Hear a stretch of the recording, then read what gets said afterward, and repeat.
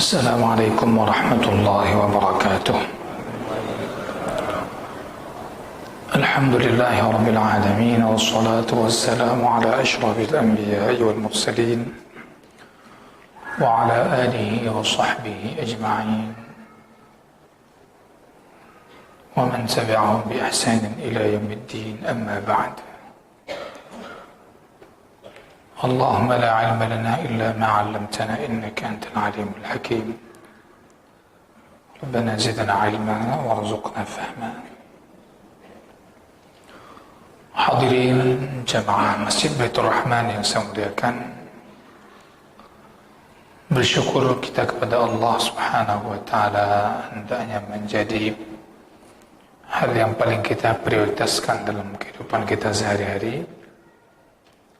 Karena dengan bersyukurlah Allah akan menambah nikmat-nikmatnya kepada kita, baik itu nikmat dunia, terlebih utama adalah nikmat yang berurusan dengan akhirat kita.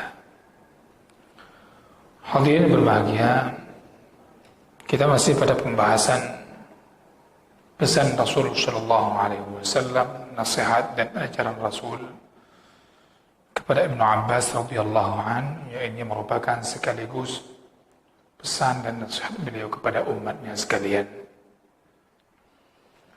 yaitu Rasul sallallahu alaihi wasallam mengatakan, "Idza sa'alta fas'alillah wa idza ista'anta fasta'in billah." Sudah panjang lebar kita membahas masalah ini, akan tapi perlu kita ingatkan bahwasanya kalau seseorang memang dia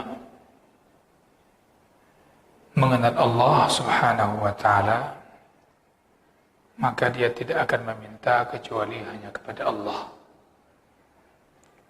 Kalau seorang memang betul-betul dia mengenal Allah Subhanahu wa taala, pertolongan pun tidak akan dia minta kecuali hanya kepada Allah Subhanahu wa ta'ala. Kalau dia betul-betul mengenal Allah Subhanahu wa ta'ala, maka tidak akan ada yang ditakuti kecuali hanya Allah Subhanahu wa ta'ala.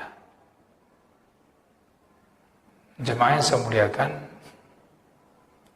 maka ketika dia katakan idza sa'alta fas'alillah, jika kamu minta, mintalah kepada Allah. Ini walaupun kita mungkin menyadari ataupun melihat diri kita mampu melakukannya, namun tetap minta kepada Allah Subhanahu wa ta'ala. Karena kita ketahui semua bahwasanya tidak ada yang kita miliki, melainkan itu semua milik Allah Azza wa Jalla. Tidak ada kebaikan kecuali yang ada hanya pada Allah. Tidak ada yang memberikan izin ada segala hal kecuali hanya izin dari Allah Subhanahu wa ta'ala. Maka meminta ini bukan hanya perkara dunia, tetapi lebih utama lagi adalah perkara akhirat.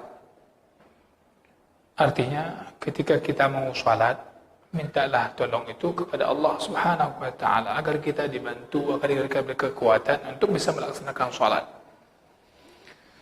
Kita mau puasa, maka juga memohon agar Allah memberikan kita puasa itu mampu kita lakukan dengan pertolongan Allah Subhanahu wa ta'ala. Kita mau belajar baca Al-Quran, segalanya juga minta kepada Allah Subhanahu wa ta'ala. Maka Allah mengatakan, ya ayyuhalladzina amanu ista'inu bis-sabri was-salah, innallaha ma'as sabirin.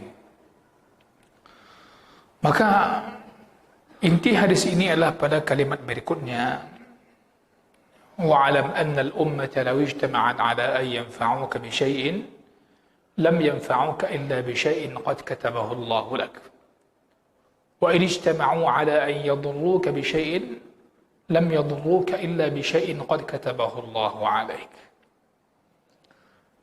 Inti hadis ini agar kita mengetahui, mengenal benar bahwasanya tidak ada yang mampu memberikan sedikit pun manfaat kepada kita kecuali Allah.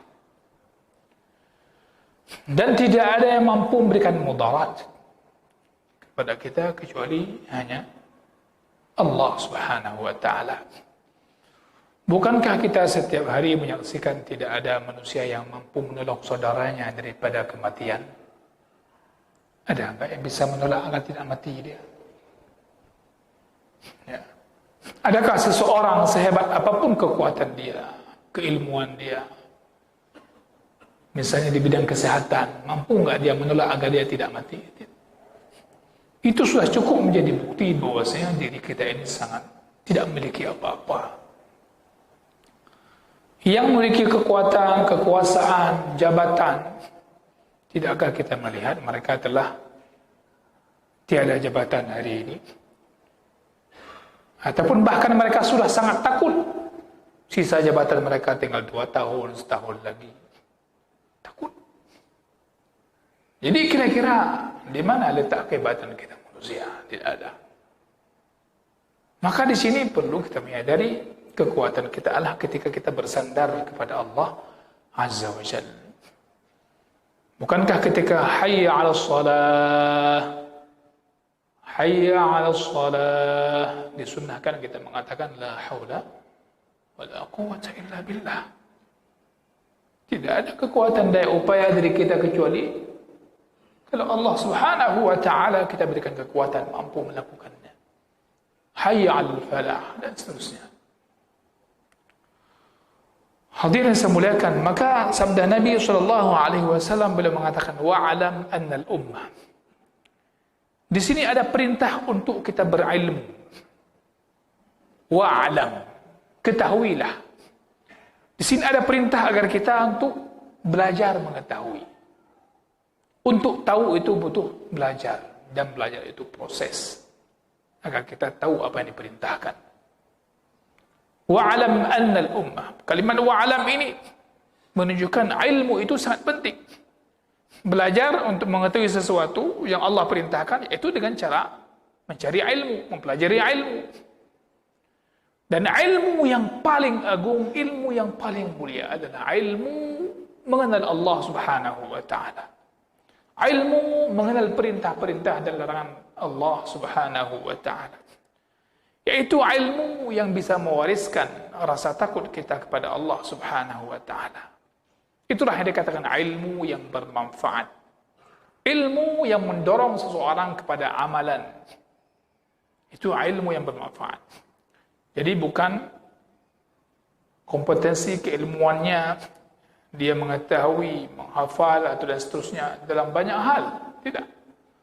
Tapi ilmu yang bermanfaat, ilmu yang membuat seorang itu takut kepada Allah dan mendorong dia untuk beramal lillahi subhanahu wa ta'ala. Ini merupakan ilmu yang paling mulia. Itu adalah ilmu yang merupakan bagian daripada ibadat hati. Ilmu yang paling mulia dan ibadat yang paling mulia adalah ibadah hati.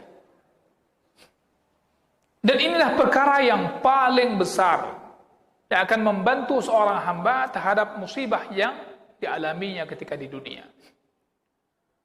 Kadang Allah Subhanahu wa ta'ala memberikan cobaan bagi seorang hamba sehingga hamba ini tidak mampu dia berbicara ke manusia, melainkan dia hanya mampu menyampaikan urusannya kepada Allah, saking beratnya masalah dan cobaannya.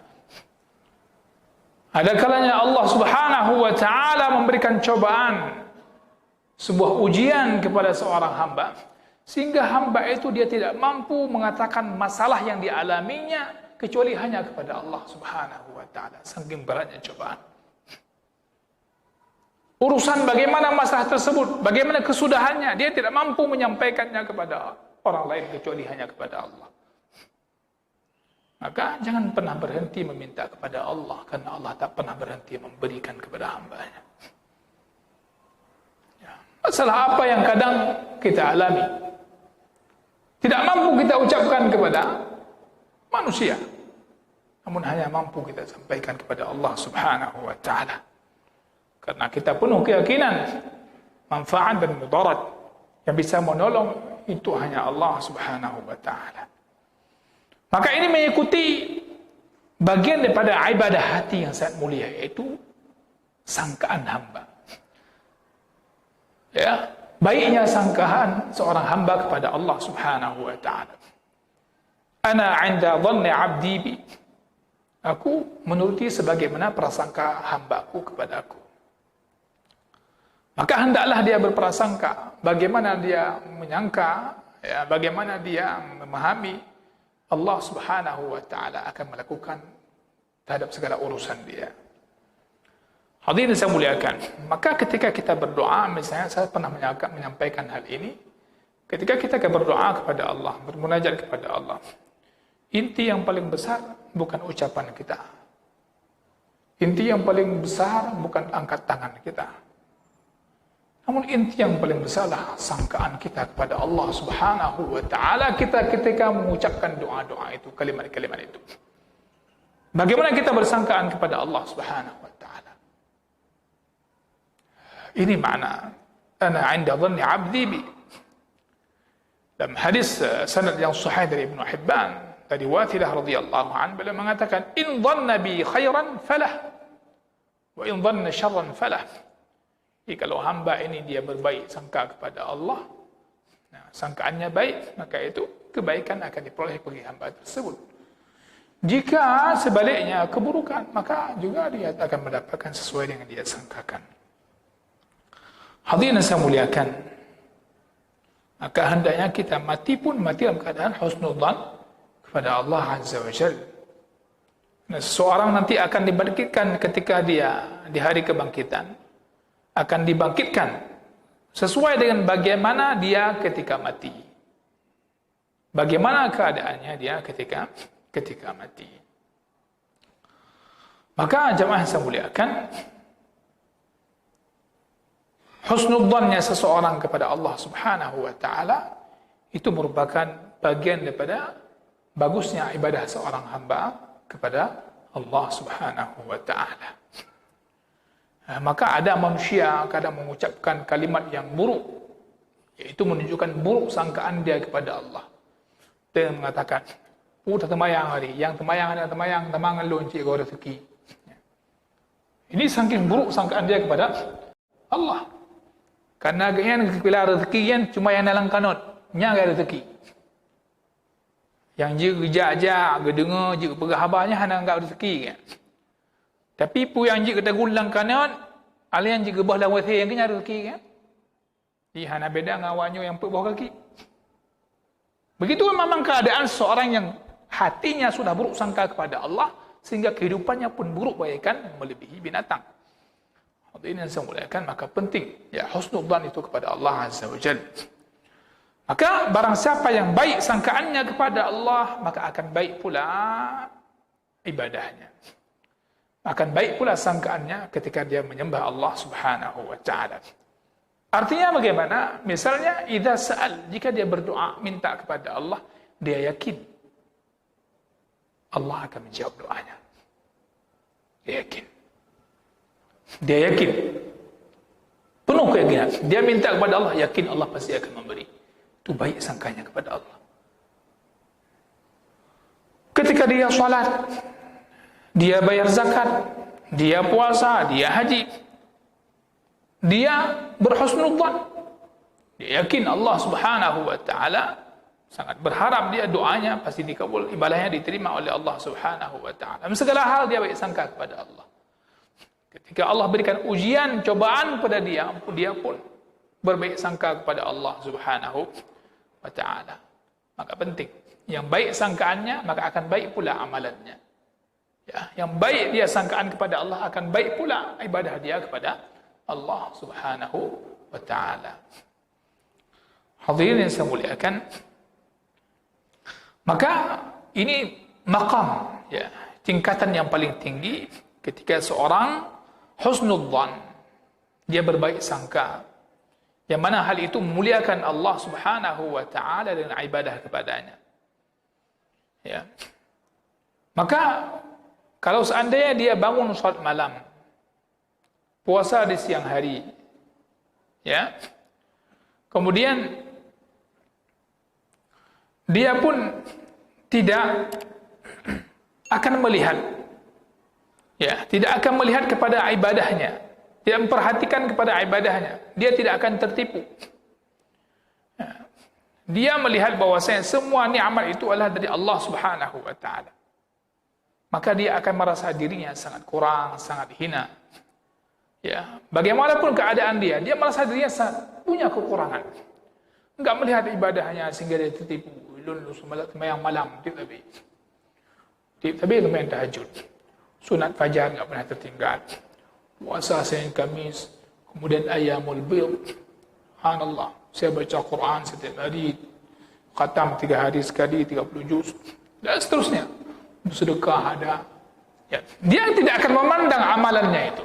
Bahkan dia merasa dirinya sangat hina, sangat lemah. Namun sangat banyak manusia yang tertipu dengan amalnya. Masya Allah. Na'udzubillah min dzalik.